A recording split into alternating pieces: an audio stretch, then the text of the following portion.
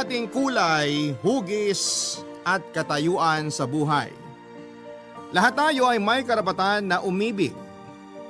Walang ibang magdidikta sa nilalaman ng ating puso dahil tayo lamang ang nakakaalam ng itinitibok nito. Ikaw kabarangay, nakilala mo na ba ang taong idinidikta ng iyong puso? Dear Papa Dudut, maikli lamang ang buhay at eto minsan ang nakakalimutan natin. Masyado tayong tutok sa mga pangarap natin sa hinaharap sa puntong hindi na natin na-enjoy ang mga blessing na meron tayo kasama ang mga mahal natin sa buhay. Kaya naman ako hanggat makakaya ko ay palagi akong naglalaan ng oras para sa pamilya ko.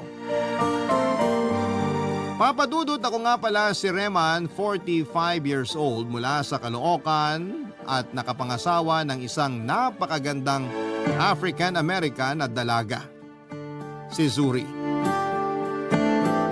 Una kaming nagkita ni Zuri sa debut party ng pinsan ko taong 2006. Unang sulyap ko pa lamang sa kanya ay agad nang naakit ang puso ko sa taglay nitong kagandahan.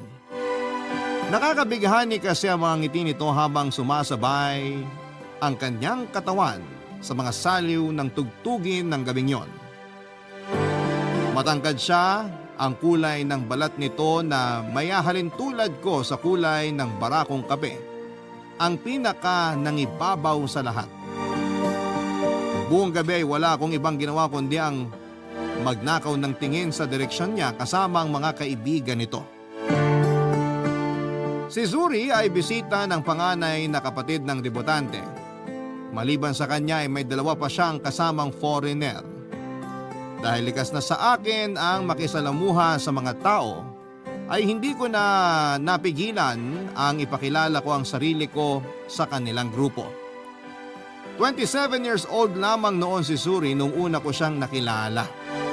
Pareho kami ng edad at first time lang daw nilang magbakasyon sa Pilipinas matapos silang imbitahan ng pinsan ko na nakilala nila noong nagpunta sila sa Thailand. Medyo mahiyain si Zuri, Papa Dudut. Pero hindi ko makakalimutan ang gabing yon dahil first time lang na tumibok ang puso ko para sa isang estranghero, Papa Dudut.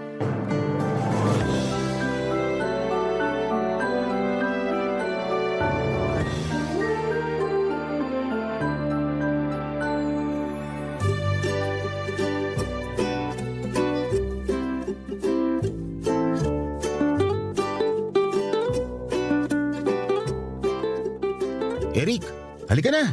Umuwi na rin tayo. Kanina pa kaya ako kating-kating umuwi. Saan ka ba galing? Naikot ko na tong buong lugar, di kita mahagilap. Kanina pa tapos yung party ah. Hinatid ko lang sina Suri. Bumalik na sila sa hotel nila. Zuri? Sinong Zuri? Yung bisita ni Insan. Sayang, hindi mo sila nakilala. Ang ganda nun tol, foreigner. Kaya naman pala di kita mahanap eh. Babae na naman pala yung inatupag mo. Seryoso, kapag nakita mo siya, para ka nang nakakita ng anghel. Lahat naman ng babaeng nakikilala mo maganda sa mata mo.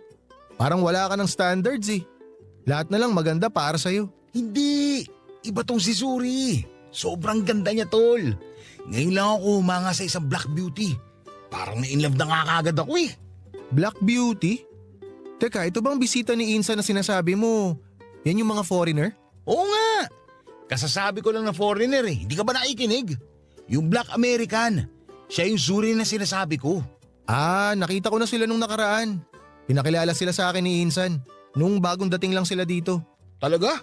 Bakit hindi niya pinaalala sa akin? Ewan, di naman planado yung pagkikita namin eh. Nagpasundo kasi sila. Nasiraan sila ng sasakyan sa airport mismo kaya ako na yung tinawagan ni Insan. Siguro alam niyang nasa malapit lang yung trabaho ko. Ako nagatid sa kanila papunta sa hotel. Eh di nakita mo na si Suri. Ano masasabi mo sa kanya? Maganda, di ba? Maganda naman pero mas type ko yung kasama nilang puti. Yung mas bata.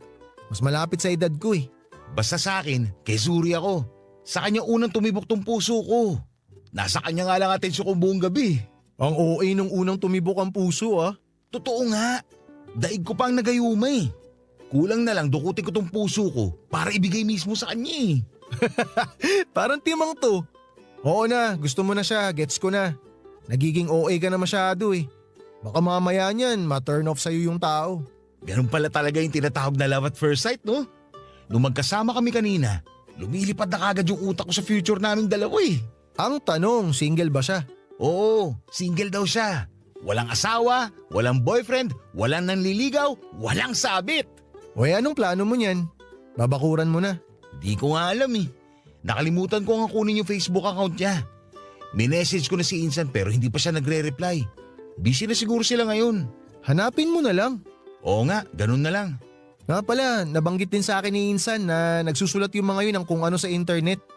Vlog ata tawag dun? Nakwento nga sa akin yung vlog-vlog na yan. Balita ko pa, mahilig sila mag-travel na magkakaibigan. Ang kwento ni Insan, sa Thailand niya nakilala yung lalaking foreigner na nakasama nila. Boyfriend niya ata yun eh. Talaga? Oo, tapos yung babaeng sinasabi ko na type ko, kapatid yun ng boyfriend niya. Si Zuri naman, kaibigan nila. Kaya naman pala sweet na sweet sila kanina eh. Boyfriend pala ni Insan yun. Ano sa tingin mo? Imbitahan kaya natin sila sa bahay. Ano naman gagawin nila dun? Eh di pakainin natin ang masasarap na pagkain Pinoy. Mag-inuman, ganun. Eh dapat inimbitahan mo na sila kanina nung magkakasama pa kayo. Ngayon ko lang naisip eh. Daan kaya tayo sa hotel nila? Wag na, sa susunod na lang. Inaantok na ako eh. Gusto ko nang umuwi. O sige, imi-message ko na lang si Insan. Pero parang malabo na pala mangyari yun. Kumpleto na yata itinerary nila eh. Bakit? Saan ba sila sunod na pupunta? Palawan yata. Hindi ko lang alam kung kailan. Gano'n ba sila katagal dito sa Pinas? Alam mo kuya, sumingit ka na lang sa schedule nila. O kaya sumama ka sa mga lakad nila. Total, close mo naman na yata sila eh. Kapag nakuha ko na yung Facebook ni Zuri, tatanungin ko yan. Maganda siguro ko ipasal ko sila no? Bago sila umuwi. Bahala ka. Gawin mo kung ano gusto mong gawin. Pwede ba umuwi na tayo? Pasara na talaga tong mga mata ko eh. O sige, tara na. Ikaw mag-drive ha? Hindi ka na ba lasing? Hindi naman ako nalasing kaya pwede ako mag-drive ngayon. Konti lang ininom ko kanina. Sinabayan ko lang sila. O sige, iuwi mo ako ng maayos ha. Basta ako, sa biyahe pa lang pauwi, matutulog na ako.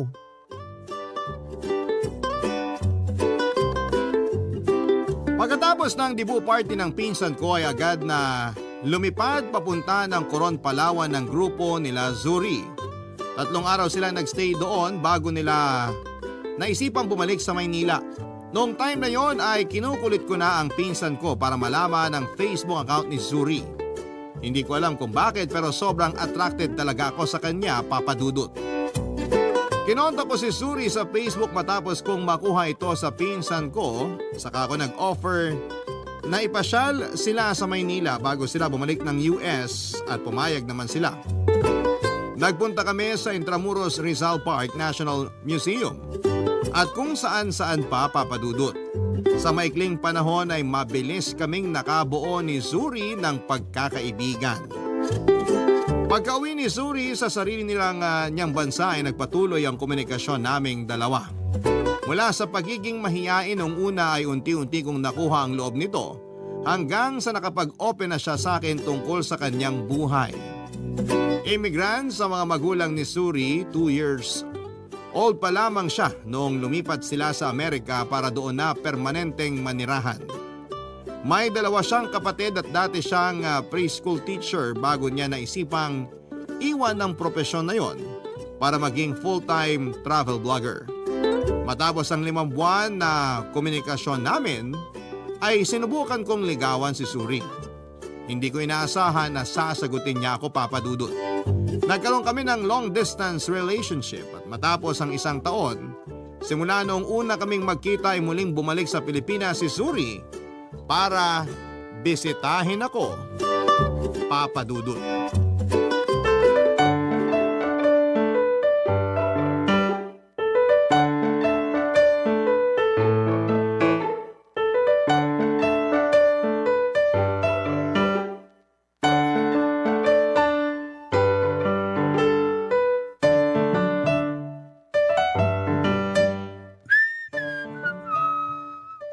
Daming alikabok. Ilang taon na bang hindi napupunasan tong mga to? Kuya, lalabas ako. Pairam ng kotse. May papabili ka ba? Wala naman. Kunin mo na lang yung susi sa bag ko. Nandyan, nakapatong sa lamesa. Teka, totoo ba tong nakikita ko? Ano? Totoo nga, Lin. Yung ginagawa mo? Naglilinis ka? O bakit? Kumakasita ka, parang ngayon mo lang ako nakita naglinis ha. Oo, ngayon lang talaga. Anong nainom mo? Ba't bigla kang sinipag? Ipuin ko nga yan noo mo. May sakit ka ba? Uy! Ano ba ginagawa mo? Doon ka nga. Wala akong sakit.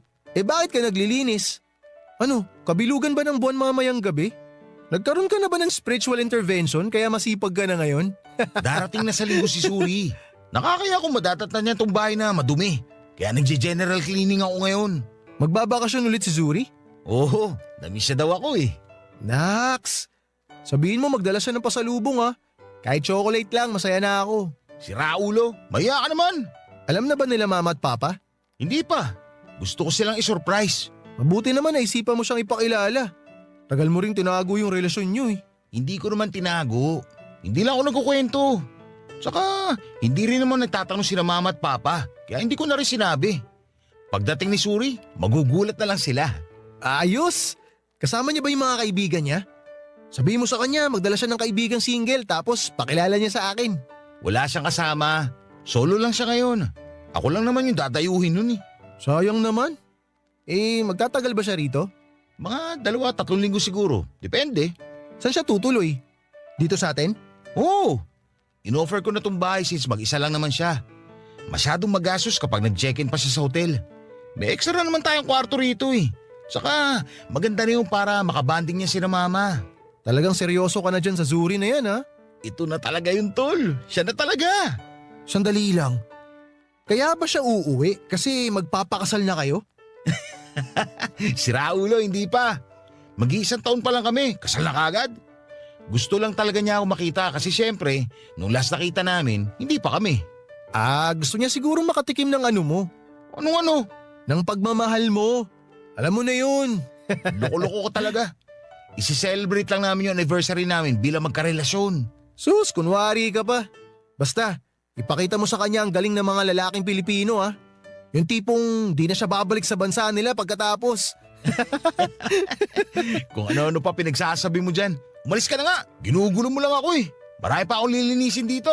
Sama mo na rin yung kwarto ko. Total, once in a blue moon ka lang naman maglinis eh. Ano ka? Sinuswerte? Linisin mo sarili mong kwarto. Akala ko ba general cleaning yan? Di ba pag general cleaning, buong bahay yun? Kasama mga kwarto? Sige, lilinisin ko kwarto mo. Bayaran mo kung 1,000. Ay, ako na lang pala maglilinis. Pero seryoso kuya. Congrats sa bago mong relasyon. Tagal mo ring naghanap ng maayos na babae para sa'yo eh. Sana sa pagkakataong to, tama na yung babaeng pinili ng puso mo. Salamat. Sana nga si Suri na talaga. O i-claim mo na yan. Hirap mo pa namang alagaan kapag sawi ka sa pag-ibig. Bumabagsak mundo mo kapag broken-hearted ka eh. Hindi na ulit mangyayari yun. Sisiguraduhin ko si Suri na talaga ang makakasama ko habang buhay. Huwag mong siguruhin, gawin mo. O sige na, mauna na ako. Wala ka talaga ipabibili? Wala nga. Mag-ingat ka na lang. Okay, sige. Alis na ako ha.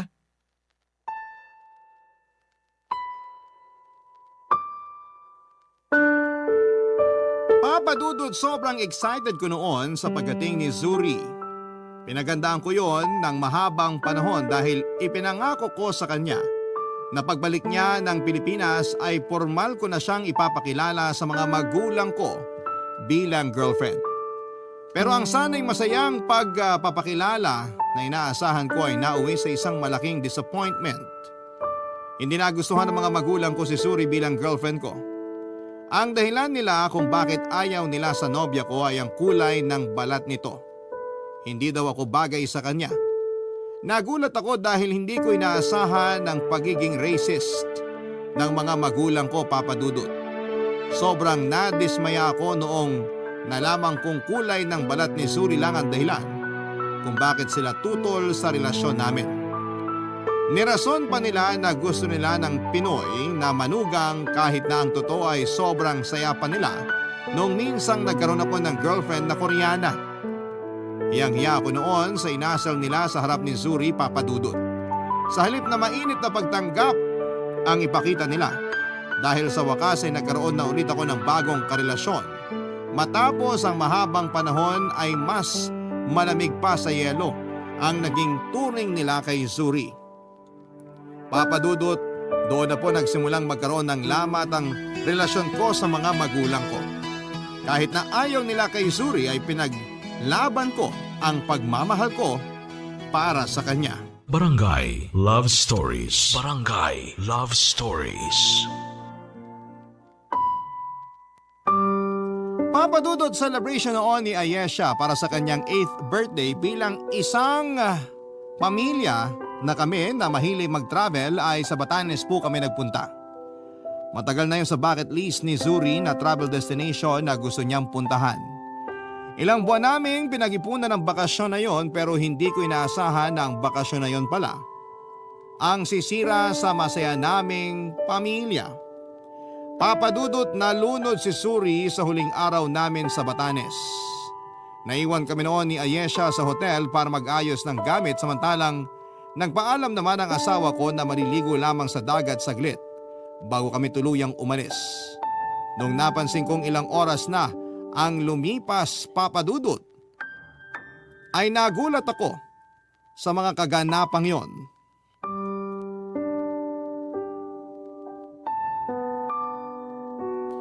Papa Dudut, hindi biro ang ginastos ni Zuri para lamang makabalik sa Pilipinas. Alam kong mahal ang plane ticket nito kaya hindi ko hinayaang masayang ang pera at effort niya para lamang madalaw ako. Ayoko masira ang bakasyon niya dahil lamang sa pagiging judgmental ng mga magulang ko. Kaya ang ginawa ko na lamang ay nag-decide ako na i-check-in siya sa isang hotel. Pagkatapos noon ay pinasyal ko si Zuri sa mga lugar na hindi pa niya napupuntahan sa Metro Manila. Nagpunta rin kami sa Tagaytay at doon namin in-enjoy ang isa't isa. Papa Dudut, mabilis na nagustuhan ni Zuri ang Pilipinas. At kaya naman noong 3rd anniversary namin ay nag-decide siya na sa Pilipinas na lamang tumira. Umupa kaming dalawa ng sarili naming apartment at bumukod kami sa sarili kong pamilya. Naging maganda naman ang pagsasama namin ni Zuri, Papa Dudut, maliban sa mga magulang ko na hindi pa rin tanggap ang relasyon namin. Ay wala na kaming ibang naging problema pa. Sa loob ng 5 taon naming pagsasama bilang magkasintahan ay nagpasya na nga po kaming dalawa na magpakasal na, Papa Dudut.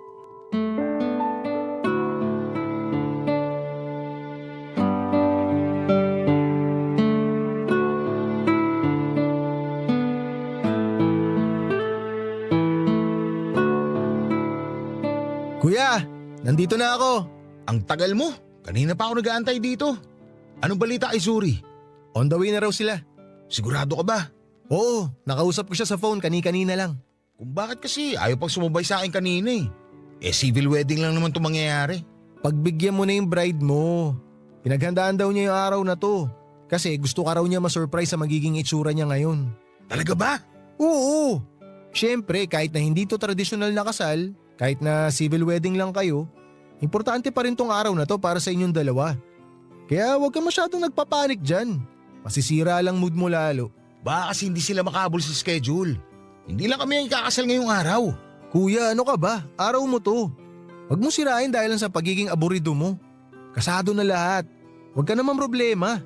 Lalo na meron akong good news na dala para sa'yo. Good news? Anong good news yan? Kaya ako na-late ng konti kanina kasi may unexpected guests ka. Sino naman? Konti lang naman na inimbitahan namin ngayon ah. Sigurado ako matutuwa ka kapag nakita mo sila. Abangan mo na lang kung sino yung mga darating mamaya. Mas lalo lang ako magiging aburido niyan. Huwag mo na kasi akong pinapakaba. Kabado na nga ako eh. Sabihin mo na lang kung sino. Ano ba yan? Di wala nang thrill. Sabihin mo na kasi. Pupunta raw sina mama at papa sa kasal nyo ni Zuri. Talaga? Darating sila ngayon? Oo! Kaya ako na late kasi tinulungan ko pa sina mama at papa na mag-ayos. On the way na sila. Pero akala ko ba hindi sila pabor na ikasal kami ni Zuri? Matagal na yun, kuya. Sabi ko naman sa'yo, matatanggap din nila si Zuri kapag nagtagal eh. Tsaka miss ka na nung mga yun. Simula nung umalis ka sa bahay, lagi sila nakikibalita sa akin tungkol sa'yo. Kaya nga nung nalaman nila na ikakasal ka na, nag-usap silang dalawa. Wala naman silang choice eh. Tsaka hindi ka na bata. Hindi na nila kontrolado buhay mo. Parte na ng buhay mo si Zuri. Kaya kung gusto ka nilang makasama ulit, dapat kasama na rin dun si Zuri. Para na kayong package deal eh. Hindi pwedeng mawala yung isa. Sigurado ako matutuwa nito si Suri kapag nakita niya sila mama at papa mamaya. Salamat, tol! Wala yun, pamilya tayo eh. Meron man konting hindi pagkakaintindihan pero sa huli, tayo-tayo rin naman na magsusuportahan. Ay, ito na talaga yun. Ikakasal na ako, tol! Congrats kuya! Masaya ako para sa'yo. So, kumusta naman ang feeling? Maliban sa pagkaparaning, ano pang nararamdaman mo ngayon? Halo-halo na eh. Masaya, kinakabahan, nostalgic. Kasi parang kailan lang nung ipinapanalangin ko tong araw na to. Tapos eto na ngayon mismo. Mangyayari na yung matagal kong dalangin. Pero higit sa lahat, excited ako sa magiging bagong buhay namin ni Suri. Sana magkaanak kayo agad para magkaroon na ako ng pamangkin. Agad ba ka mo? Nagawa na ng paraan yan. Teka, wag mo buntis ba si Suri ngayon? Oo, nadali mo. Buntis nga si Suri ngayon. Magiging tito ka na. Talaga? Ang bilis naman natupad ng hiling ko. May hipag na ako tapos magkakaroon pa ako ng pamangkin agad-agad. Nice! Kaya naman pala excited ka eh. Pero sikreto na lang muna natin yun ha. Saka na lang natin sabihin yun sa publiko kapag ready na si Suri. Sa publiko? Feeling artista. Sige, wag kang mag-alala. Ligtas ang sikreto nyo sa akin. Salamat. Tara na sa loob. Doon na lang tayo maghintay. Papa Dudut, hindi agad-agad pero unti-unti ring naging open ang mga magulang ko kay Zuri. Mabuti na lamang at never nagtanim ng sama ng loob ang asawa ko kina mama at papa. Matapos nilang malaman na nagdadalang tao si Zuri ay sila na mismo ang nag-alaga sa kanya. Maya't maya ang pagdalaw nila noon sa apartment namin, lalo na si mama, para dalhan kami ng pagkaing niluto niya. Marami din siyang ibinigay na advice kay Zuri para mapangalagaan ito ang katawan niya habang nagbubuntis. Papadudot 2 years na noong naninirahan si Zuri sa Pilipinas pero patuloy pa rin ang culture shock niya na nararamdaman sa bansa natin. Nagulat siya na marami palang pinapaniwala ang pamahiin ng mga Pinoy kapag buntis. Pinagbawalan kasi siya ni mama noon na manood ng mga horror na palabas, lalo na mga zombie movies, para hindi raw magmukhang pangit ang anak namin. Bawal din siyang umistambay sa tabi ng pinto dahil may hirapan daw siyang mag-labor. Kailangan daw niyang makinig ng classical music para maging matalino ang bata. Pinagtawanan lang namin ni Suri ang mga pamahiin na yon, pero bilang respeto na rin ni Suri sa mama ko ay sinunod pa rin niya ang mga ito. Matapos nga ang 9 na buwan ay nanganak na rin po si Suri at pinangalanan namin siyang Ayesha. Noong araw na naging ama ko, ay isang sinumpaang pangako ang ginawa ko sa sarili ko, Papa Dudut. Nangako ako na hanggang sa huling hininga ko ay aalagaan, babantayan at sosuportahan ko ang mag-ina ko. Yun nga po ang ginawa ko sa mga sumunod na taon. Ginawa namin ni Suri ang lahat para magkaroon kami ng masaya at malusog na pamilya.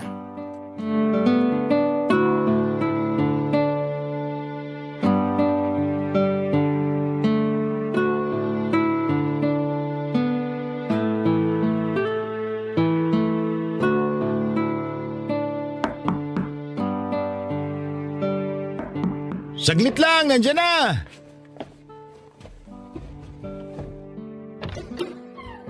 Oh, Eric! Ano meron? Napadalaw ka? Galing ako sa mall, may binili akong laruan para kay Ayesha. Dinaan ko na rito kasi baka di ako maka-attend sa birthday niya sa Makalaway. O eto. Salamat, nagabala ka pa. Halika, pumasok ka muna. Kumain ka na ba? Oo, katatapos lang. Ang kalat naman ng bahay niyo. Saan ako pwede maupo nito? Usog mo na lang yung mga libro dyan. Biglang nakaisip si Suri na palitan tong ayos ng sala eh. Ewan ko ba ron? Baba ko na muna tong mga libro Lagay ko rito. Nasaan nga pala yung pamangkin ko? Sayang, hindi mo na naabutan. Nandun na sa kwarto. Mahimbing na tulog. Kakatulog nga lang eh. Aga naman matulog nun. Nung oras pa lang Napagod sa kakalaro eh. Hindi na nga nakapagapunan. Si Zuri nasaan? Naliligo. Napagod din yata sa pag-ayos ng gamit kaya ayun. Ipinagpabukas na lang yung sinimulan niya. Ano palang meron? Bakit hindi ka makakapunta sa birthday ni Ayesha? Nilakad kami ng girlfriend ko Out of town kami. Hindi ba pwedeng i-reschedule na lang yan? Panigurado hanapin ka ni Ayesha sa birthday niya. Di pwede kuya eh. Importante itong pupuntahan namin. Mas importante kaysa sa pamangkin mo? Ay, sandali lang ah. Saan ko ba nailagay yun? Ang alin? Yung ano? Ayun. O eto. Salo. Ano to? Invitation yan para sa inyong tatlo ni Nazuri.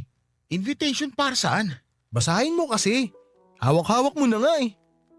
We cordially invite you to… Sandali lang. Ikakasal ka na? Oo kuya. Next month na. Talaga? 3 years pala kayo na syota mo ah. O ano naman masama ron? Kung nagmamahalan naman kami, ba't pa namin patatagalin? Kung sa bagay nga naman, congrats! Yung lakad namin ng girlfriend ko sa Makalawa, fitting ng wedding gown niya yun, kaya di pwedeng i-risked. Alis din kasi yung tatahi. Pagkatapos naman ng fitting, uuwi kami sa pamilya niya. Mamimigay ng imbitasyon. Kaya naman pala napaaga ni pabigay mo ng regalo kay Ayesha eh. Naks, mukhang ako naman na magkakaroon ng pamangkin ah. May laman na ba?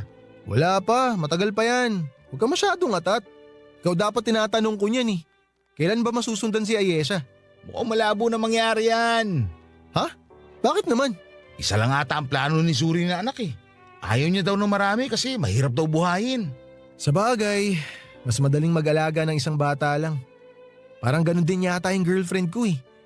Maliit na pamilya lang yung gusto. So kuya, maiba ako. Anong may papayo mo sa akin ngayon bilang magkakaroon na rin ako ng pamilya? Meron bang mga dapat tsaka hindi dapat na gawin? Ba't kailangan mo pantanungin yan? Hindi ba dapat? Prepared ka na sa mga ganyang bagay. Bago ka ikasal, dapat alam mo na yung mga dapat gawin. Siyempre, ikaw yung may experience na eh. Maganda rin na bigyan mo ako ng advice para sa mga bagay na hindi ko pa alam. Kanya-kanyang buhay naman yan eh. Iba ka, iba rin ako. Iba ang girlfriend mo, iba rin si Zuri. Basta may papayo ko lang sa'yo, mahalin mo magiging asawa mo. Mahalin mo siya at igalang katulad ng pagmamahal at paggalang na ginagawa mo sa sarili mo. Kapag nag-isang dibdib na kayo, hindi na lang sarili mong iisipin mo. Iisipin mo na rin ang kapakanan ng asawa mo, mga pangangailangan niya, kagustuhan, problema, pangarap, at kung ano-ano pa. Ganyan ba kayo ni Zuri? Oo! Maganda ang komunikasyon namin mag-asawa, kaya masaya kaming dalawa. Magbigayan lang kayo. Kung may hindi man pagkakaintindihan, solusyonan nyo na maayos. Kung maaari, iwasan nyo magkatampuhan. Itatanim ko yung payo mo sa puso ko, kuya. Salamat ah. Walang anuman, tol.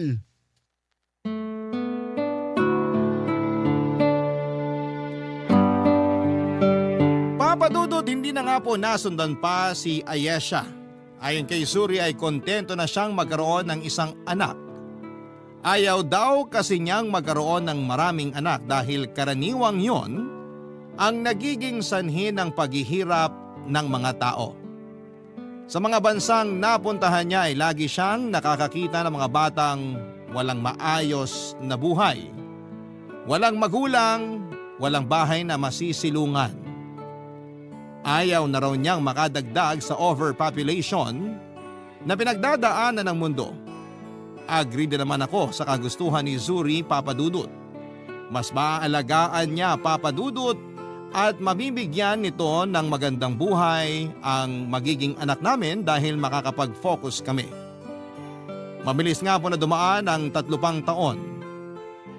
Ang dating baby namin ni Ayesha ay mabilis na naging makulit na 6 years old. Natatandaan ko pa nga na binantayan siya ng mama niya sa unang linggo ng klase nila dahil first time niyang mawalay sa nanay niya. Papadudot, mahirap ang naging buhay ni Ayesha sa eskwelahan nila dahil sa kulay ng balat niya. Siyang naging tampulan ng tukso ng mga kaklase niya. Siya kasi ang laging stand out dahil sa kakaibang features nito. Marami kasi siyang namana mula sa kanyang ina katulad na lamang na magandang balat nito at makapal at kulot na buhok. Dumating nga noon sa puntong ikinahiya niya ang sarili niya dahil sa pagiging racist ng mga kaklase niya. Ganon pa man, Papadudot, ay ginawa namin ni Zuri ang lahat para maibsan ang nararamdaman ng anak namin. Ipinaramdam namin sa kanya na lagi kaming nariyan para samahan siya sa kalungkutan, Papadudot. Hindi rin kami nagkulang sa pagpapaalala sa kanya na walang mali sa kanya. Ang mali ay ang pagiging ignorante ng mga tao sa paligid niya. Naging matatag ang pamilya namin sa mga sumunod pang taon ng buhay naming pamilya. Papa Dudut. Barangay Love Stories. Barangay Love Stories. Celebration noon ni Ayesha para sa kanyang 8th birthday bilang isang kaming pamilya na mahilig mag-travel ay sa Batanes nga po kami nagpunta. Matagal na yon sa bucket list ni Suri na travel destination na gusto niyang puntahan. Ilang buwan naming pinag-ipunan ang bakasyon na yon pero hindi ko inaasahan na ang bakasyon na yon pala ang sisira sa masaya naming pamilya. Papadudot nalunod si Suri sa huling araw namin sa Batanes. Naiwan kami noon ni Ayesha sa hotel para mag-ayos ng gamit samantalang nagpaalam naman ang asawa ko na maniligo lamang sa dagat saglit bago kami tuluyang umalis. Noong napansin kong ilang araw na ang lumipas at hindi pa bumabalik si Suri ay nagpunta ako sa dagat para hanapin siya. Isang kaguluhan ang napansin ko sa tabing dagat. Osyoso ako sa mga tao at nalaman kong isang babae raw ang nalunod. Noong narinig ko ang description nila sa babae ay biglang nanlamig ang katawan ko, Papa Dudut. Sinubukan kong tawagan ang cellphone ni Suri pero naiwan pala ito sa hotel.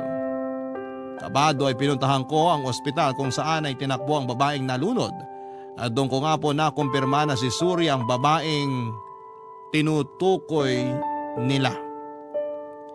Papadudod pumunta kaming Batanes ng buo pero umuwi kaming kulang na ng isa. Nalagasan ang pamilya namin. Napakalaki ng puwang na iniwan ni Suri sa buhay namin ni Ayesha. Pakiramdam ko ay sa Batanes na natapos ang masayang buhay namin. Pagkatapos noon ay naging blurry na ang mga alaala ko sa mga sumunod na taon. Napabayaan ko na ang anak ko pati na rin ang trabaho ko. Noong nakita ni Eric ang estado ko ay hinikayat niya akong kinamama na muna kami tumira ni Ayesha para may magbantay sa bata. Tinulungan ako ng pamilya ko para makatayong muli sa sarili kong paa at malaki ang pasasalamat ko na hindi nila kami pinabayaan sa mga nagdaang taon. Papa Dudut.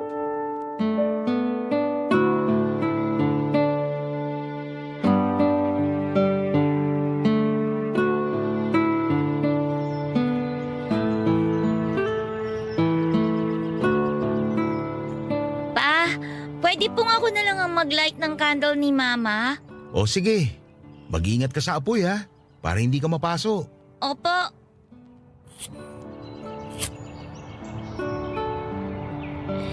Yan, may candle na si Mama. Pa, bakit po kailangan natin ng kandila kapag nagpupunta tayo dito sa sementeryo? Ang sabi nila, kailangan natin magsindi ng kandila para magkaroon ng ilaw yung spirit ng mama mo. Bakit po? Madilim po ba sa heaven? Hindi naman, pero kapag nagsindi tayo ng kandila, nakikita yun ng mama mo sa heaven. Ibig sabihin, naaalala natin siya. Kailangan pala araw-araw ako mag-light ng candle para makita ni Mama na namimiss ko na siya. Alam mo, hindi mo na kailangan ng kandila para lang maipaalam mo sa mama mo na miss mo siya kasi araw-araw naman niyang nare-receive yung prayers mo para sa kanya. Talaga po? Oo naman. Lagi kanyang pinapanood mula sa heaven, kaya dapat lagi kang good girl. Ikaw po, Papa, miss mo na rin ba si Mama? Siyempre naman. Kahit ilang taon na lumipas, palagi ko pa rin siyang namimiss. Walang araw na hindi siya pumapasok sa isipan ko. Siya na ang buhay ko eh. Kaya nung nawala siya, malaking parte rin ng buhay ko ang nawala. Ano po yung namimiss mo kay Mama? Marami. Yung luto niya na hanggang ngayon, hindi ko pa rin makabisa ang pangalan. Sobrang miss ko na yun. Ano pong luto yun? Hindi ko alam kung naaalala mo pa. Pero lagi siya nagluluto nun ng karne ng baka, nakakaiba yung sabaw. Sayang, hindi man lang niya naituro sa akin yung recipe nun. Favorite daw yun ng mama mo nung bata pa lang siya. Lagi daw yung niluluto ng mama niya. Sa pagkakaalala ko, sikat yun sa bansang pinanggalingan niya eh. Saan po bang bansa galing si Mama? Sa Amerika na siya lumaki, pero ipinanganak siya sa Namibia. Doon yun sa South Africa. Kaya minsan, kakaiba yung luto ng mama mo. Kasi pinaghahalo niya yung kultura nila sa kultura nating mga Pilipino. Sayang wala na po akong maalala sa mga niluluto ni Mama dati eh. Hayaan mo, susubukan ko mag-research para matikman ulit natin yung mga luto niya. Sige po, O ikaw naman, ano namimiss mo sa mama mo? miss ko na po yung pagbe-braid niya sa buhok ko. Simula nung nawala siya, hindi na po ako nakakapag-braid eh. Pasensya ka na ha. Hindi talaga ako marunong mag-ayos ng buhok eh. Sinubukan ko naman noon pero hindi ko talaga masundan.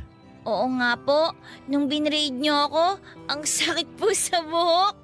Tinutokso ko pa ba doon sa school nyo dahil sa buhok mo? Minsan po, pinaglalaroan nila yung buhok ko pero hinahayaan ko na lang po sila. Bakit naman? Kapag inaasar ka ng mga classmate mo, dapat sabihin mo sa teacher mo. Ang sabi po sa akin ni Mama, kapag daw po tinutukso ako ng mga tao, wag ko raw po silang pansinin. Bakit daw? Basta, isipin ko lang daw po na maganda ko. Ano man daw po yung sabihin nila tungkol sa akin, nasasabi lang po daw nila yon kasi kakaiba po ako. Special daw po ako. Tama nga naman. Pero alam mo anak, maganda ka kahit ano pang sabihin nila sa'yo. Namana mo yung ganda ng mama mo eh. Pareho kayo ng ngiti.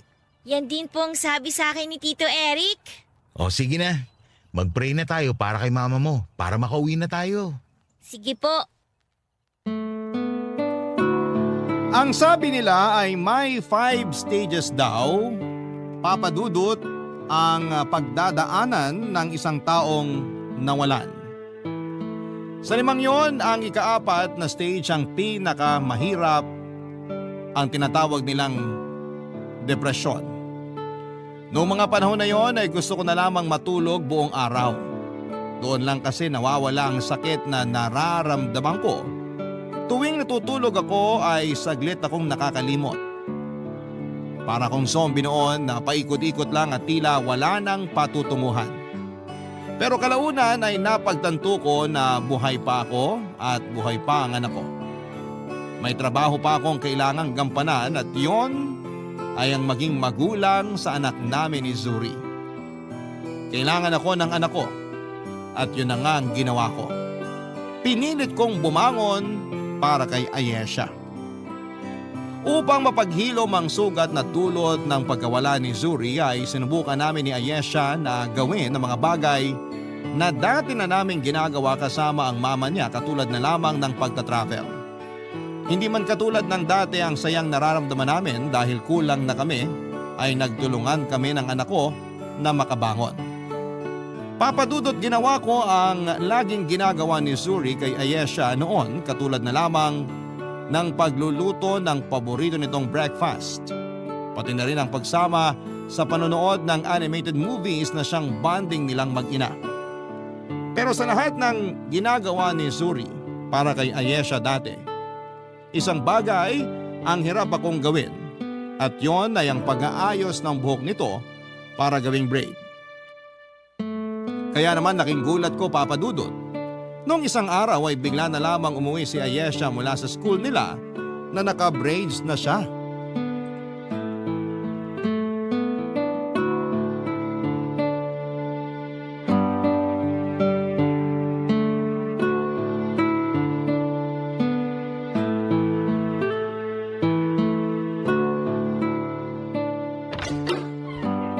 Papa, nandito na po kami ni Tito Eric.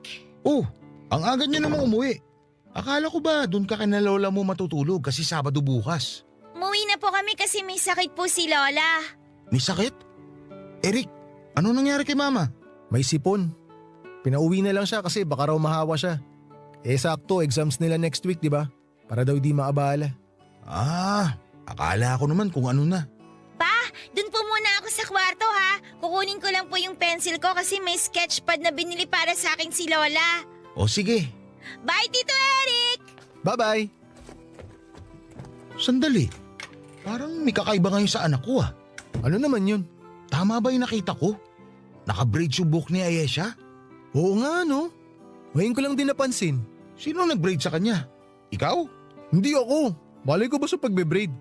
Di naman ako marunong mag-ayos ng buhok. Si mama kaya? Di nga siya malapitan ni mama kanina kasi nga may sipon. Ayaw niya mahawa si Ayesha. Alam naman si Papa. Di nga marunong maglagay ng gel sa buhok yun eh. Braids pa kaya.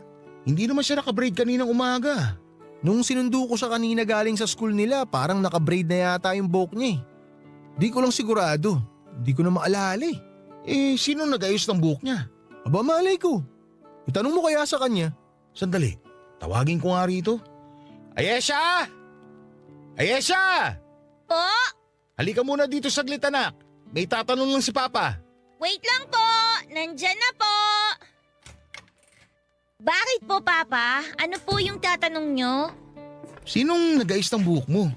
Napansin nyo rin, ang ganda po, no? Katulad po ng ginagawa nun sa akin ni Mama. Oo, maganda nga pero sino nag-braid sa'yo? Yung babae po sa may school namin. Babae? Sinong babae? Yung nagbabantay po sa may gate.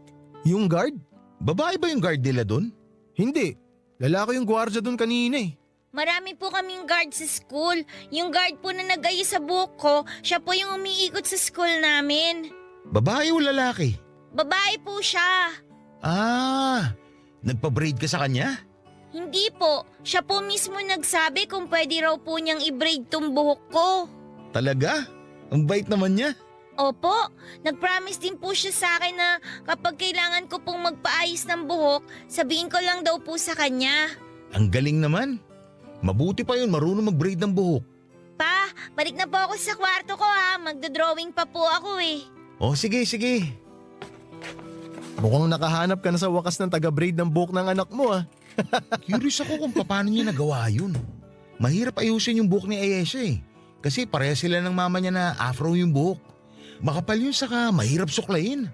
Ayaw mo nun? Wala ka ng problema? Tsaka hindi mo nakakailanganin gumastos sa salon para lang ipaayos yung buhok ng anak mo. Pero ayoko rin namang makaabala doon sa tao. Oh, sakto! Kasi next week, pinapatawag yung parents sa school nila Ayesha. Chance mo na yun para kilalanin yung tao kung sakali. Next week? Bakit? Anong meron? Ewan ko. Basta sabi ng teacher niya sa akin, may PTA meeting daw. Ikaw na lang pumunta. O sige, magpapaalam na lang ako sa trabaho ng maaga. Nice. O paano kuya? Mano na ako ha? May lakad pa ako eh. Sige, salamat. Mag-iingat ka.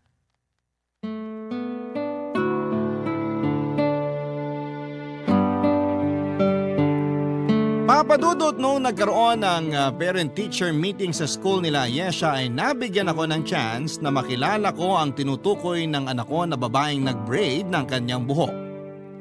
Walang iba kundi ang lady guard ng kanilang eskwelahan. Nakakwentuhan ko siya bago umuwi papadudot at ayon sa lady guard na ang pangalan ay Genevieve.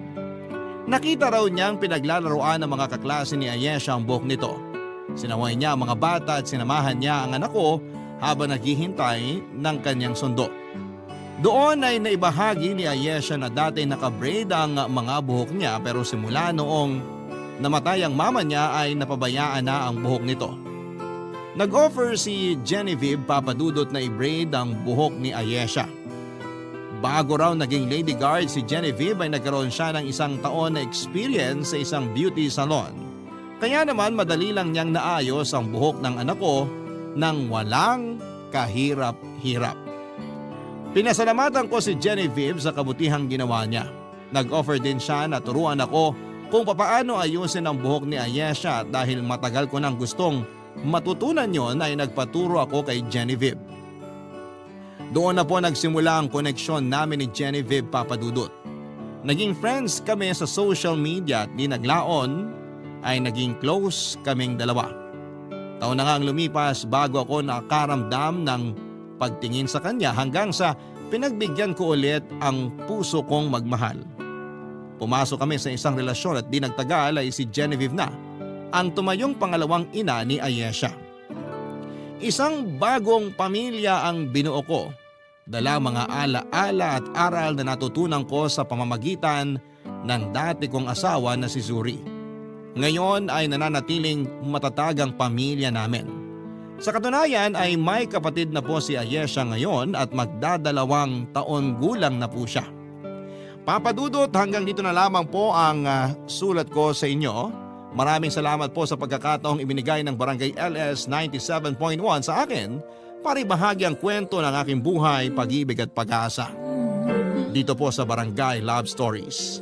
Ang iyong kapuso at kabarangay, Reman. Nagustuhan ng iyong napakinggan? Ituloy yan via live stream sa www.gmanetwork.com/radio. Barangay LS 97.1 4